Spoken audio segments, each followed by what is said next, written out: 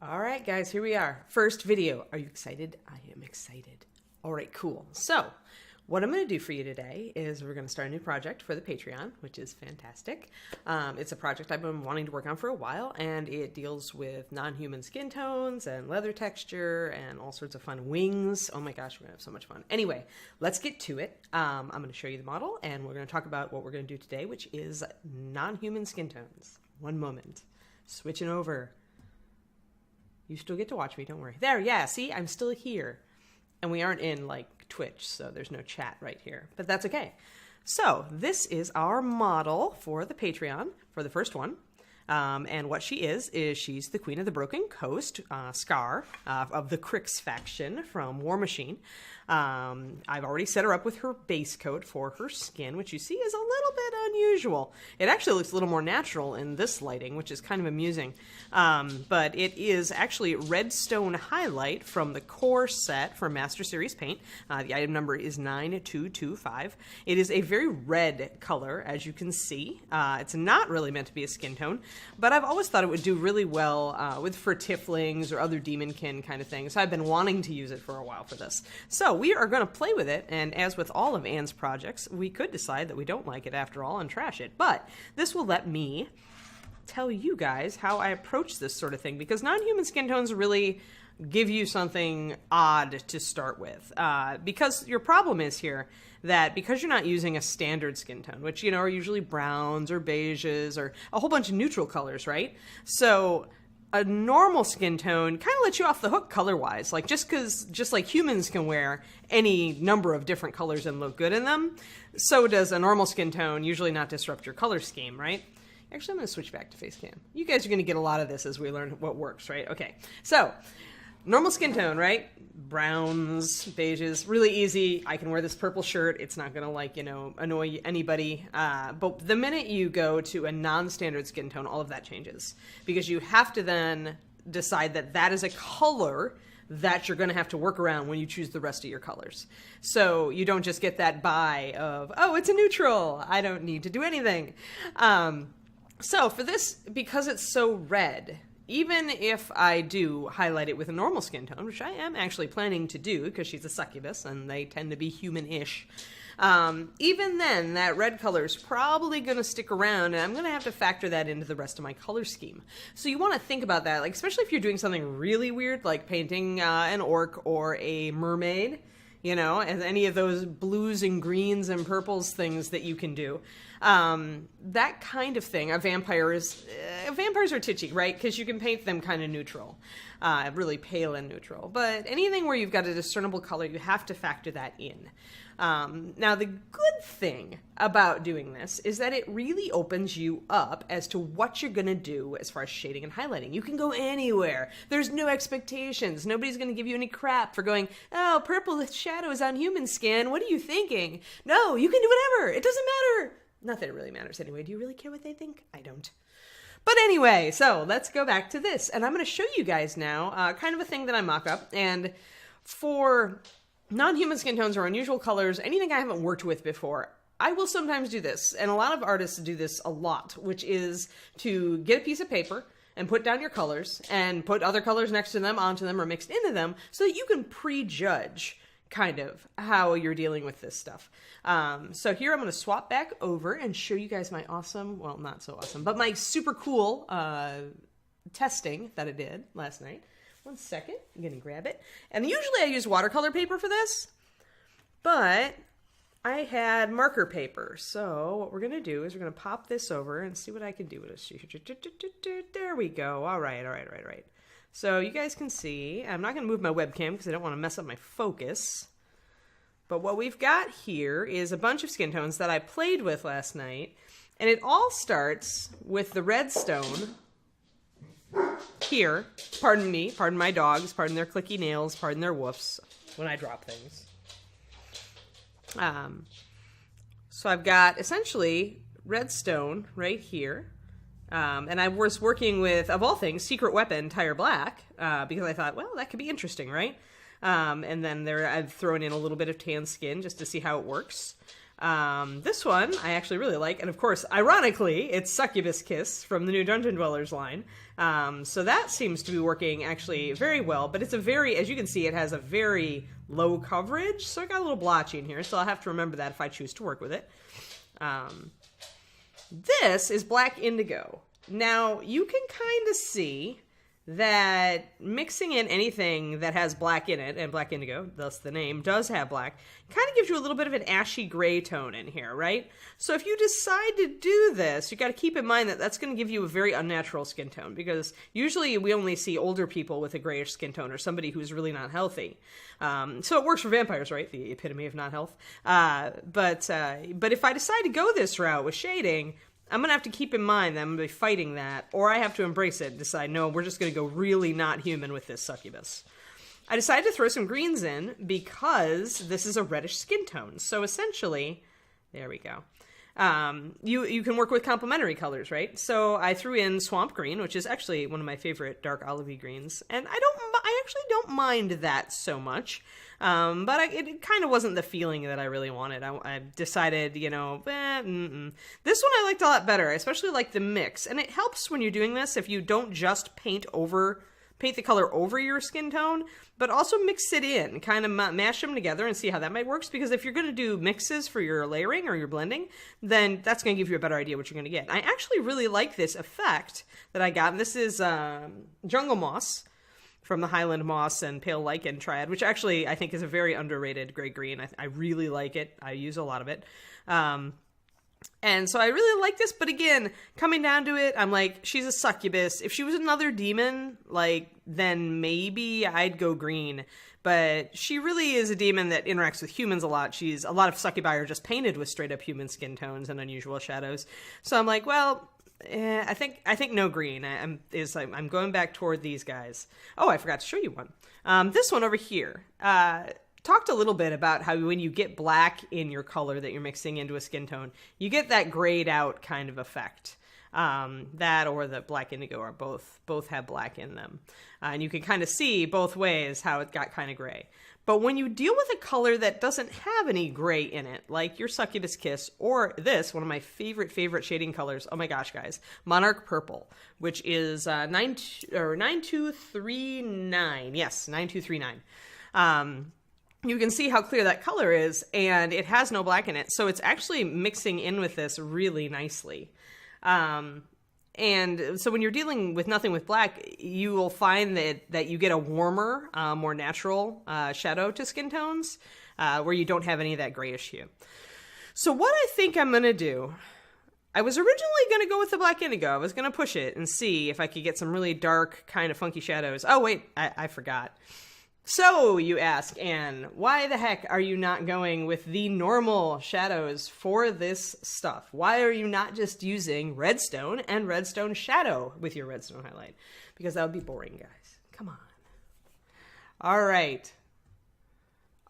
So, what I think I'm going to do is I'm going to start out with...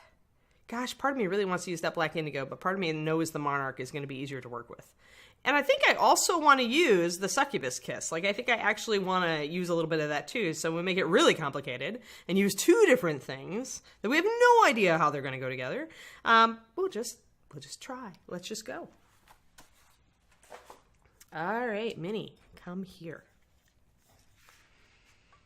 Also, since, I am just starting out on this and I need to learn video editing, you guys get the pleasure of watching a lot of my intakes that normally would get cut out because this is an uncut, dang it. We will get more sophisticated with our video equipment. I swear it is one of my goals in doing this, but I wanted to actually show you guys how I start out on it. So we're going to put the palette in a place that makes sense.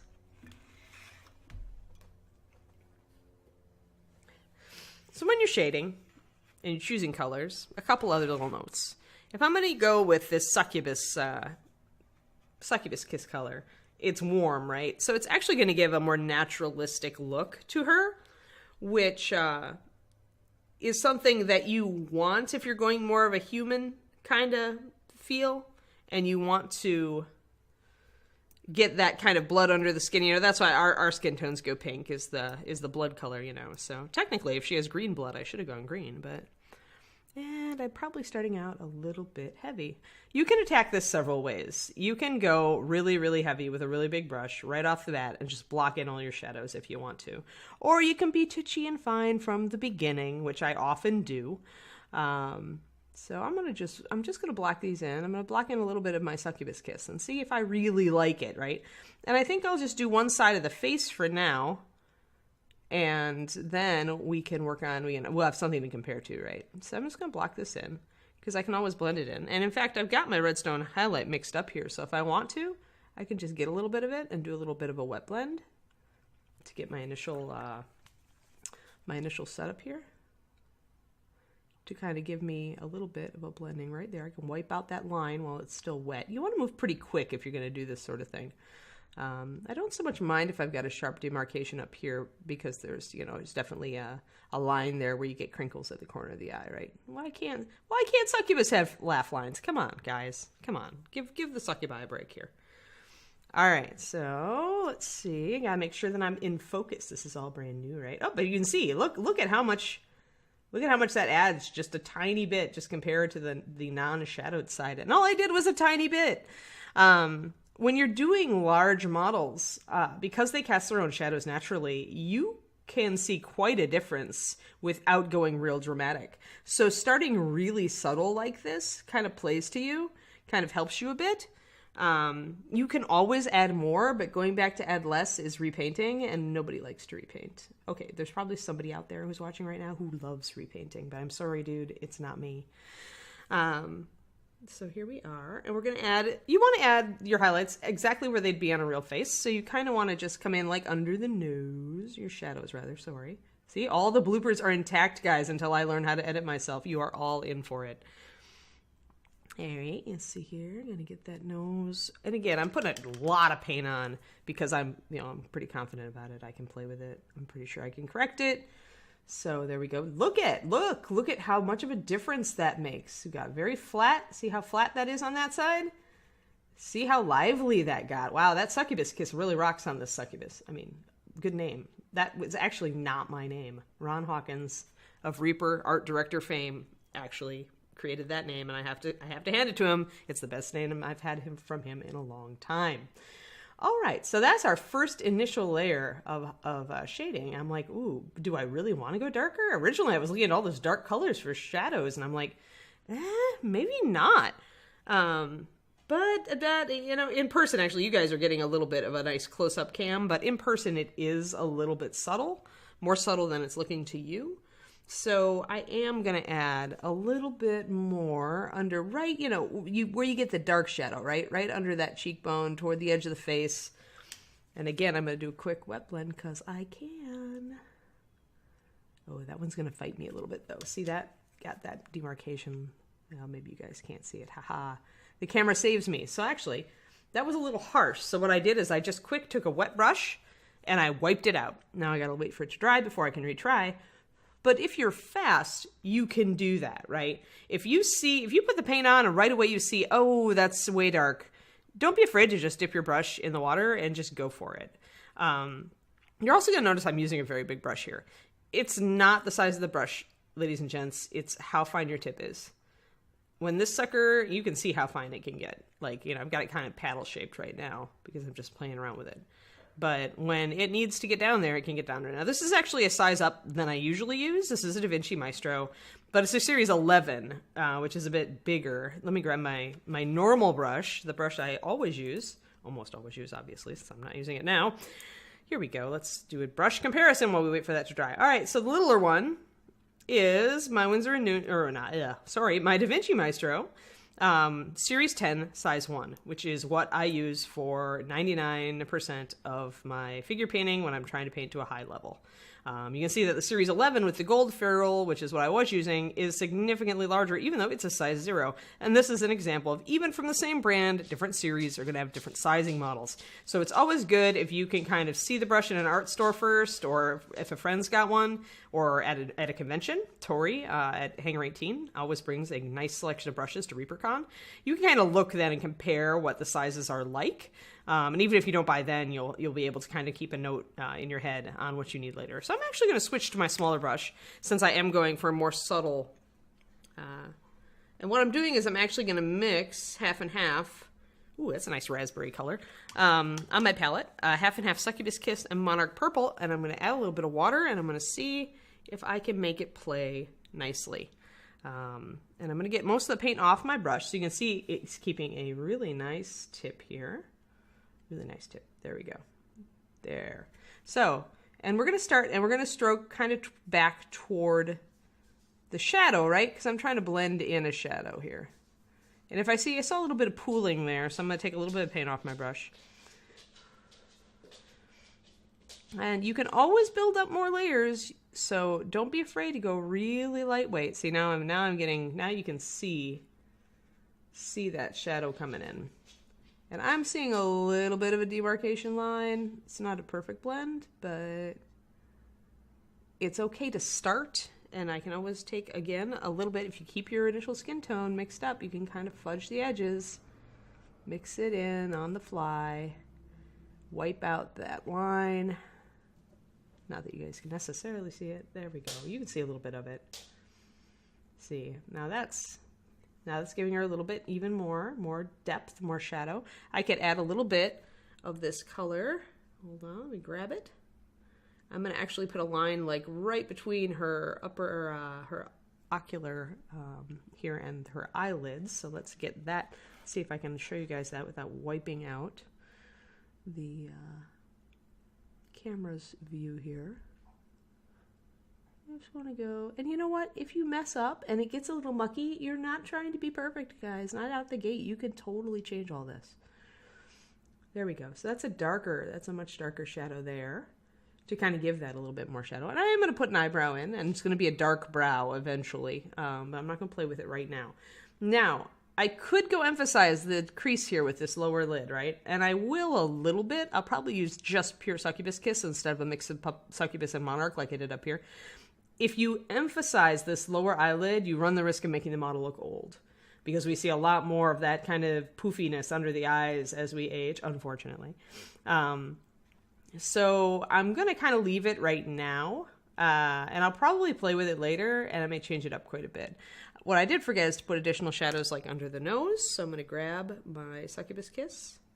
The thing about Succubus Kiss is you might look at this and go, God, this color does not cover, and be very frustrated at it, but its beauty is in this sort of glazing and shading. It is a beautiful raspberry color that is really good for this sort of thing. And it is the reason, that transparency is the reason I was able to set up these beautiful shadows as fast as I could.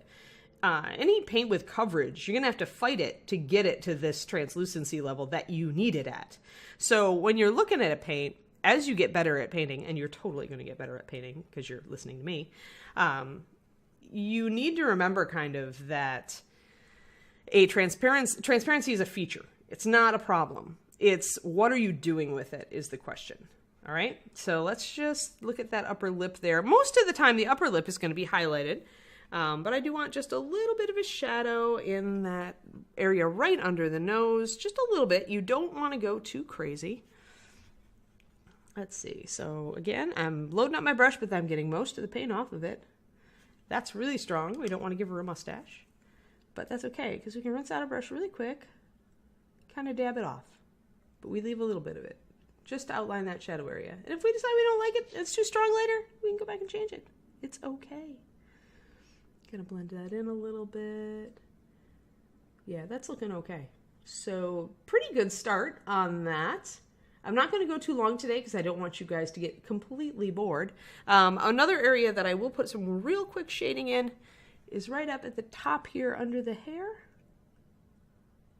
because there would be a little bit of a shadow there. And I've done lining. You guys see the lining. That's just brown liner, 9064. The liners are great shaders for this sort of thing.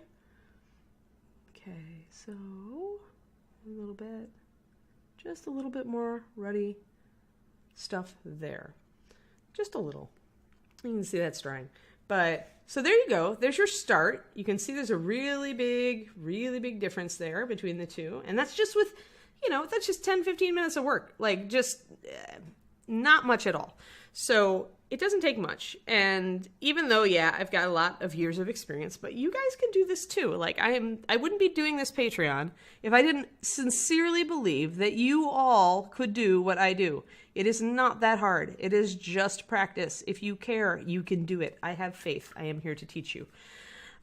Just adding in more dark shadows while I'm going to talk to you guys. Because, you know, why not give you something to watch while we actually talk? So, yeah, the succubus does have a little bit of a blotchy problem, so you do have to be a little careful with it. But that's okay. We can fix that.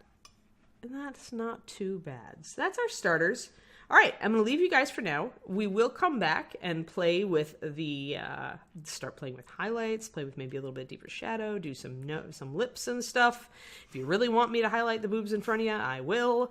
And she kind of has abs, but it's kind of hard to tell. So we'll see that later. But at any rate, I hope you enjoyed this.